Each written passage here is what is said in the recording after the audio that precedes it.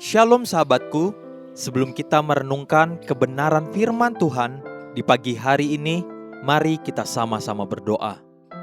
Bapa kami yang ada di sorga, kami mengucap syukur dan berterima kasih untuk kebaikan Tuhan di dalam kehidupan setiap kami. Pagi hari ini, kami ingin kembali mendengar dan merenungkan tentang kebenaran firman-Mu.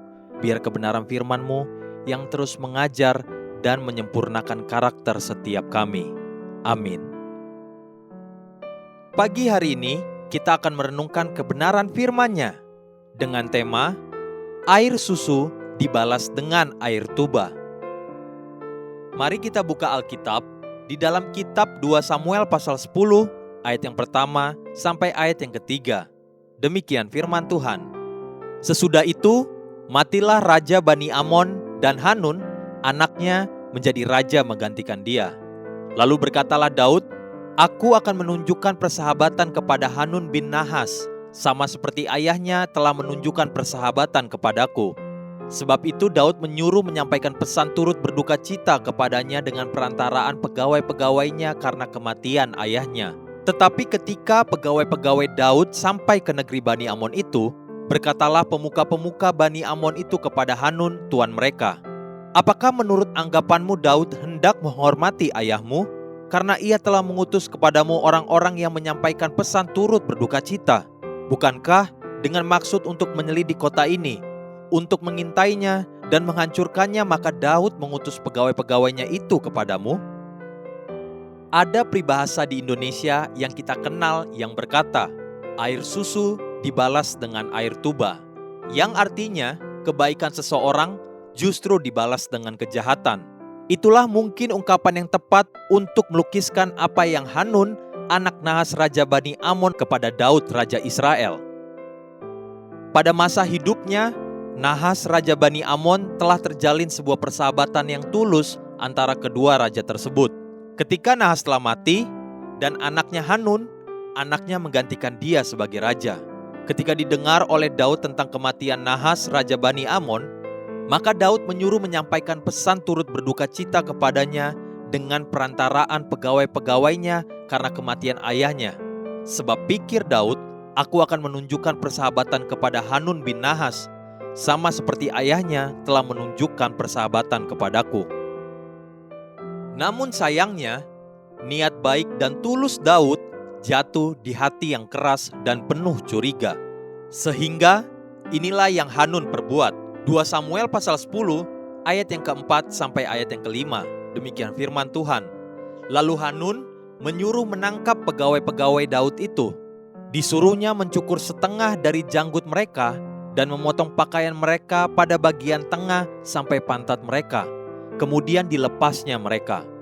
Hal ini diberitahukan kepada Daud, lalu disuruhnya orang menemui mereka, sebab orang-orang itu sangat dipermalukan. Raja berkata, "Tinggallah di Yeriko sampai janggutmu itu tumbuh, kemudian datanglah kembali." Kenapa niat baik Daud dibalas dengan perlakuan kasar dan jahat oleh Hanun? Saya melihat dua perkara yang penting untuk kita perhatikan. Pertama-tama, Hanun muda yang kurang berhikmat dan tidak punya pengalaman, namun hidupnya dikelilingi oleh orang-orang bodoh dan menyesatkan. Nasihat mereka kepada Hanun itu justru bukan hanya menyesatkan, namun juga telah menghancurkan bangsanya sendiri. Bukankah nasihat buruk dan menyesatkan dari orang-orang yang ada di sekeliling Hanun justru telah memperburuk keadaan dan menjadi keputusan perdana Hanun Raja Bani Amon yang akhirnya membawa kekalahan dan kehancuran bagi bangsanya? Pelajaran pertama, siapakah sahabat-sahabatmu yang ada di sekeliling hidupmu? Mereka bisa mendorong engkau semakin takut akan Tuhan, atau justru semakin bejat dan menjauhi Tuhan.